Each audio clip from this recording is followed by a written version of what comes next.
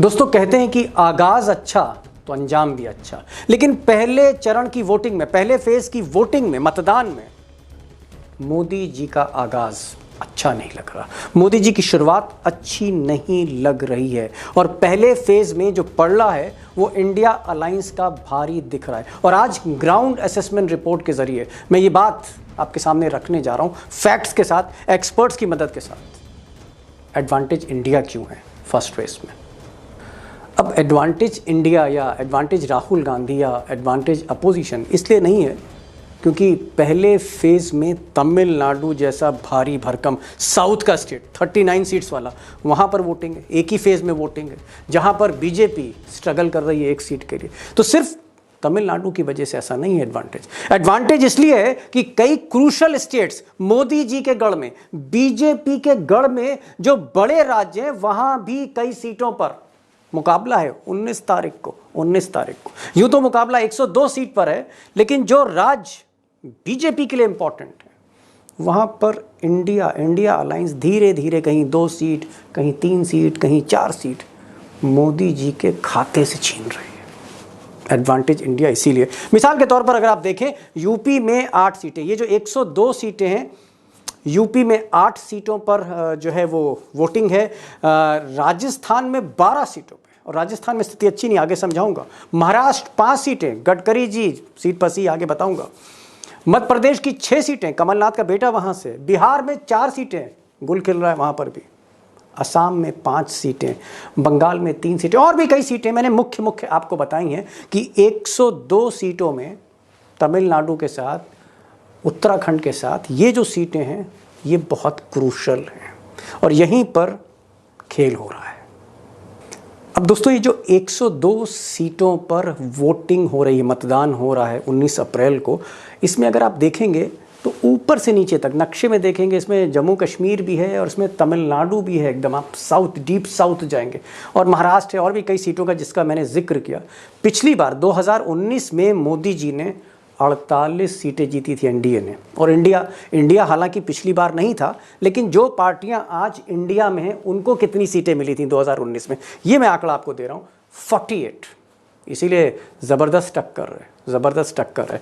और इस बार ये जो मुकाबला हो रहा है 48 वर्सेस 48 सीट, इस बार ऐसा लग रहा है ग्राउंड सिचुएशन रिपोर्ट से कि पहले दौर में मोदी जी पिछड़ रहे हैं, ट्रेल कर रहे हैं, कई स्टेट्स में ट्रेल कर रहे हैं, खासकर महाराष्ट्र में ट्रेल कर रहे हैं, वो ट्रेल राजस्थान में भी कुछ सीटों पर कर रहे हैं, और तमिलनाडु में मोदी जी कुछ खास नहीं कर पा रहे हैं। तो कितनी सीटें मोदी जी के हाथ से जा रही हैं, कहाँ मोदी जी को फायदा हो रहा है, कहाँ नुकसान हो रहा है, इंडिया अलायंस कहाँ गेन कर रही है, ये मैं आपको बताने जा रहा हूँ एक्सपर्ट्स की मदद से। अब दोस्तों, तमिलनाडु के बारे में मैं बहुत ज़्यादा जिक्र नहीं करना चाह रहा, डिटेल में नहीं जा रहा, क्योंकि गोदी मीडिया के जो ओपिनियन पोल्स हैं उन्होंने भी माना है कि जो 39 सीट्स हैं तमिलनाडु में, वहाँ स्टैलिन हावी, एमपी के स्टैलिन जो चीफ मिनिस्टर हैं डीएमके के, वहाँ पर कांग्रेस भी हावी है, और मोदी जी हालांकि भरसक कोशिश कर रहे हैं, उनको हासिल कुछ होने वाला नहीं, हो सकता है उनका वोट शेयर बढ़ जाए इस बार, और अगर एक सीट भी मिलती तो चमत्कार होगा। इसलिए मैं थोड़ा सा तमिलनाडु को अलग रख रहा हूँ। लेकिन खेल शुरू हो रहा है महाराष्ट्र से, वो महाराष्ट्र जहां पर उद्धव ठाकरे जो हैं मोदी जी का साथ छोड़ चुके हैं, वो महाराष्ट्र जहां पर रीजनल पार्टी मराठी अस्मिता का झंडा लेकर आगे बढ़ रही हैं और बार बार झटके मोदी जी खा रहे हैं। महाराष्ट्र का हाल ये है, जो आगे विस्तार से बताऊंगा, महाराष्ट्र का हाल ये है कि जो सबसे सेफेस्ट सीट थी, सबसे सिक्योर्ड, सुरक्षित सीट थी नितिन गडकरी जी की, ये फंसी हुई है। और आज टाइगर इसका खुलासा करेंगे, सीट क्यों फंस गई गडकरी की। गडकरी अगर फंस रहे हैं तो फिर महाराष्ट्र कौन सा नतीजा देने जा रहा है, वेरी इंपॉर्टेंट। महाराष्ट्र 5 सीटें हैं, विदर्भ की सीटें हैं। उत्तर प्रदेश स्वीप कर गए थे मोदी जी, मायावती और अखिलेश दोनों साथ चुनाव लड़े थे 2019 में, फिर भी 64 सीटें, 62+2 सीट्स मोदी जी ले गए थे। इस बार जो पहला फेज है, हालत खराब है, दाल पतली है, क्योंकि जो ठाकुरों का आंदोलन है, कस्बे कस्बे, शहर शहर, और पीछे से किसानों का जो समर्थन है, अंक गणित बिगड़ रही है वोटों की मोदी जी की। और ये जो कल वोटिंग है उसमें सहारनपुर है, मुजफ्फरनगर है, सीट फंसी है, कैराना में फंसी है, रामपुर में आजम खान जेल से ही कुछ कमाल करेंगे, कंप्रोमाइज़ हो गया है अखिलेश के साथ। और इसके अलावा पीलीभीत, जहां वरुण गांधी मोदी जी के बुलावे पर भी रैली में नहीं गए बीजेपी की, क्योंकि टिकट काट दिया, बेटे का टिकट काटा, मां को टिकट दिया। राजनीति घर में लिया है मोदी जी। पीलीभीत, देखिएगा इसका नतीजा क्या आता है। और भी कई सीटें हैं, इसका भी जिक्र करूंगा। और बिहार में आज हमारे एक्सपर्ट आपको बताने जा रहे हैं कि क्या नीतीश बिहार में फिर खेला कर सकते हैं, क्योंकि नीतीश कुमार मोदी जी की सभाओं में नहीं जा रहे। जी हाँ, सभाओं में नहीं जा रहे, अब मंच पर एक साथ नहीं दिख रहे। क्या वजह, उस पर भी हम आएंगे। बिहार में 4 सीटें हैं, but the biggest problem is in Rajasthan. Rajasthan में सबसे बड़ी प्रॉब्लम है, जहां मोदी जी ने पिछली बार स्वीप किया था। 25 की 25 सीटें मोदी जी राजस्थान से ले गए थे। इसी राजस्थान में पहले फेज में 12 सीटें हैं, 25 में से 12, आप कह सकते हैं ऑलमोस्ट 50%। और यहाँ पर गेम वाकई फंसा है। ये जो साहब है ना, अर्जुन राम मेघवाल, मोदी जी के आंख और कान, देश के कानून मंत्री, बीकानेर से चुनाव लड़ रहे हैं, इनके साथ भी सुनते हैं खेला हो सकता है। इनकी सीट भी कहीं अगर फंसी तो राजस्थान में सोचिए क्या है। और कहते हैं राजस्थान में ये जो रानी है वसुंधरा राजे, वसुंधरा फैक्टर काम कर रहा है। अब दोस्तों, शुरुआत में मैंने आपसे कहा था कि क्या एनडीए ट्रेल कर रही है, क्या मोदी जी पिछड़ रहे हैं। फर्स्ट फेज़ में मैंने आपसे कहा था कितनी सीटों का नुकसान हो सकता है। डिटेल में मैं आगे एक्सपर्ट के साथ आपको बहुत कुछ बताऊंगा।